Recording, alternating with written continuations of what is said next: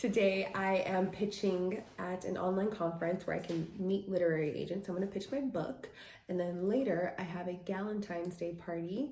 So I'm dressed for both, and I'm really excited. I'm going to show you what my pitch looks like, and this is very vulnerable for me because I haven't pitched this novel as a complete project yet. I've pitched like the idea before.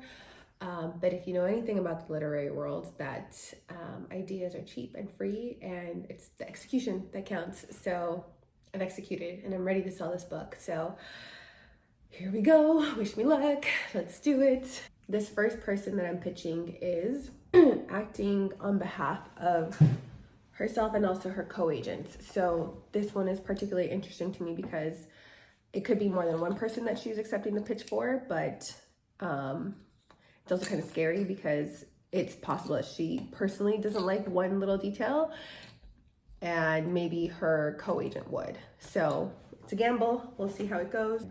I'm nervous. I'm excited. I haven't done this in a while. Okay. Okay, let's try. Okay, let's go. Perfect. I am Linda. I'm the author of The Dating Coach, which is an 82,000 word contemporary romance. It features sports, it features friends to lovers. It is really good if you're interested in the academic integration and dating business of Ali Hazelwood's Love Theoretically, and the power dynamics that are featured in Caroline O'Donoghue's The Rachel Incident. So it's really about themes of belonging and self-determination, and it features BIPOC characters who are really struggling with the multiple identity crises that you feature and you face when you're in college. So yeah, that's what I've got to start with. The main premise is that Stephanie is a Latina who saved up years to finally transfer to USC, her dream school, but right at the start of the year, her parents lose a lot of money, so she has to give them her savings that she was going to use for housing. So now she's only has one semester that she prepaid for to find $30,000 cash so that she can stay on campus. So she ends up teaching persuasion workshops on campus using her psychology skills. Because this is college, people pay her in luxury purses and not in actual cash. So she turns this flipping business into cash to help her stay on campus. And one of her clients turns out to be the daughter of a really powerful political family. The family then says, hey, we have a proposition for you. We want the star Latino quarterback to propose to our daughter by the end of the year. And in exchange, we will give you a fully funded PhD program and connections to the White House, because we're gonna win and you're gonna have an in with us. So they specifically want the Latino quarterback because they want to bring in the illusion of familiarity with Latino culture, and they want to use his stardom to win favor with the Latino community. Stephanie, being Latina, is I don't know how I feel about this, but also I would love to not have to think about paying for my education. So she tries it, she agrees to the deal, but then she starts falling in love with Matt, the quarterback, and of course, everything explodes, and she has to figure out how to get everything back.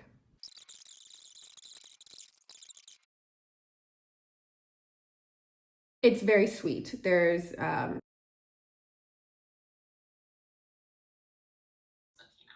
It's kind of how the book came out. I'm not opposed to it, especially if there's the big finish at the end. But yeah. No. I'm not committed. I think I would have to figure out where and what to make it part of a good story. But yeah, I'm open to the advice. Agents would, well, you said you're interested, so so what does that mean? Do you feel like you want to look at it? I have an Instagram. I have about 25-ish hundred followers, and actively growing my online presence. I just launched a YouTube for like more like personal stuff, but still part of that process is like sharing my work and stuff. I appreciate the support. Good luck for you today as well.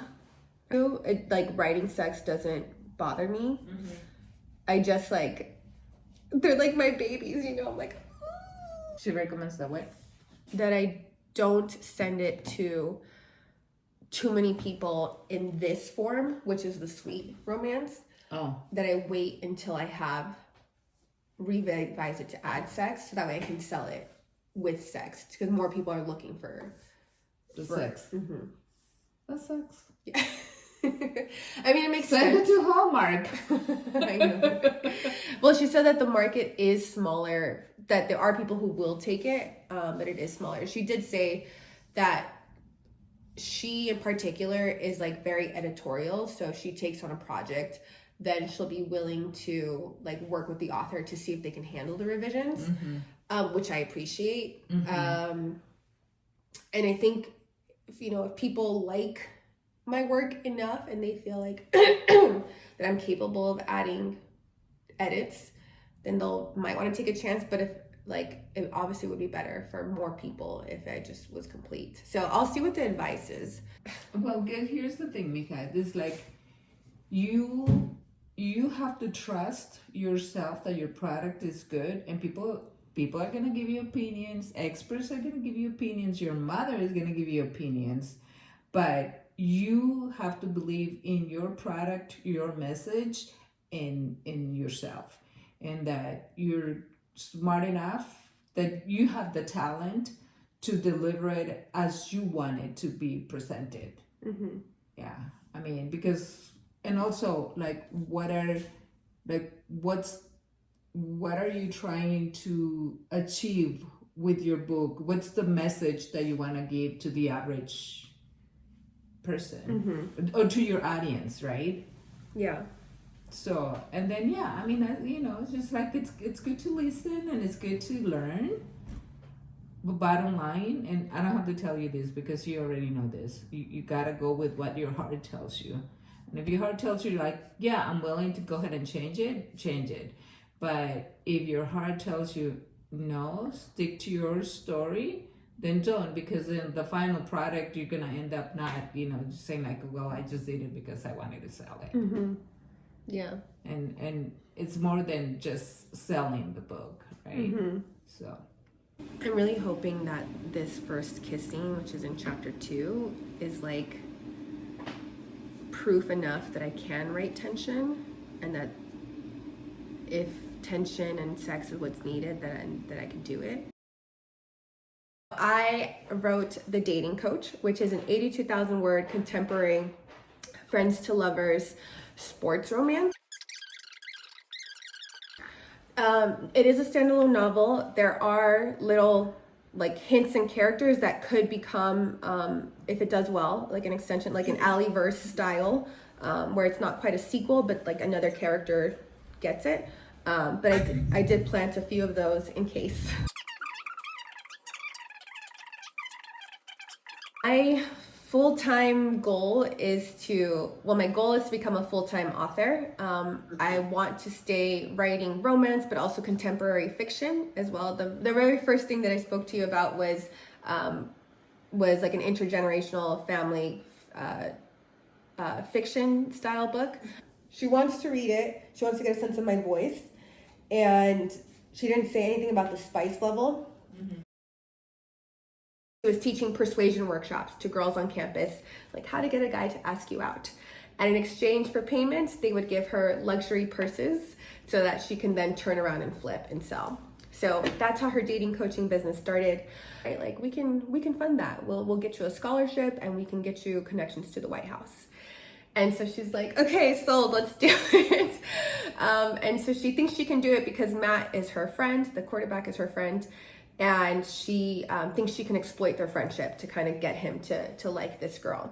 I did hire a developmental editor about a year ago, and then, about a year and a half-ish ago, and then I did hire a professional editor to help me with, the final editing. Credit-wise, no. When I was in 2nd grade, I got a poem published in some book at the book, but this is my first creative writing credit. But I'm not new to being in media. I had a business before. I've taught marketing, so I know like a lot of the business side of things, but in terms of like creative writing, this is my first thing. I need to decompress because that was such a weird pitch. He did say though that it'll be a hard sell because because it's not New York based, which, like, you know, he's a professional in the industry, but yeah, he said that even the people in Toronto like aren't gonna like love a story about Los Angeles.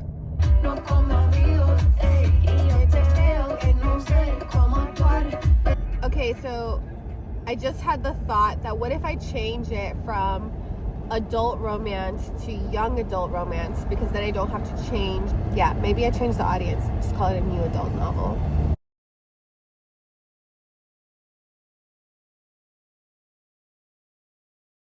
Okay, I just finished the 5th pitch. She wants to read it. I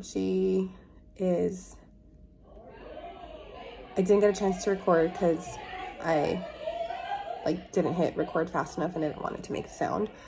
But yeah, she wants to read it, and she says she's looking for a romance author, so I'm excited. But that's the goal. And so my goal for writing this was to really have, if you want like an easy sit on the beach, read a whole book in one sitting, you can. But if you want to think about psychology and the ways that like we're being subtly manipulated via marketing messages and laws, then you can see that too. And if you want to think about race and power in class, you can think about that too. But my readers have said that they read it in a day because it was just so easy and light. But then they're like, on a second read, I kind of thought about it. This is kind of dark. I'm like, okay, great. So that's my goal, and I'd love to hear what your thoughts. Yeah, I would consider it new adult. I got the advice to just pitch it as adult and then layer in. And so that's what I'm doing because they are college students and they're like in their junior-ish. So I'll send you the query, the first 3 chapters, and an attachment to your email. How do you look at the types of authors that you want to bring in? So do you want to work very closely with them? Are you building your portfolio? Like, what is it? What stage are you in right now? That's great. I'm looking for so I'm gonna do writing full-time as soon as I possibly can. And this book in particular is structured similarly to like an Alley verse style, where like the book itself is a standalone, but if there's interest, we can pluck out some certain characters and tell their story. Okay, so I have to drive back now, but I am in Santa Monica and it's looking good. So I'm happy. I feel much more at calm. My adrenaline has come back down, and yeah, it looks great.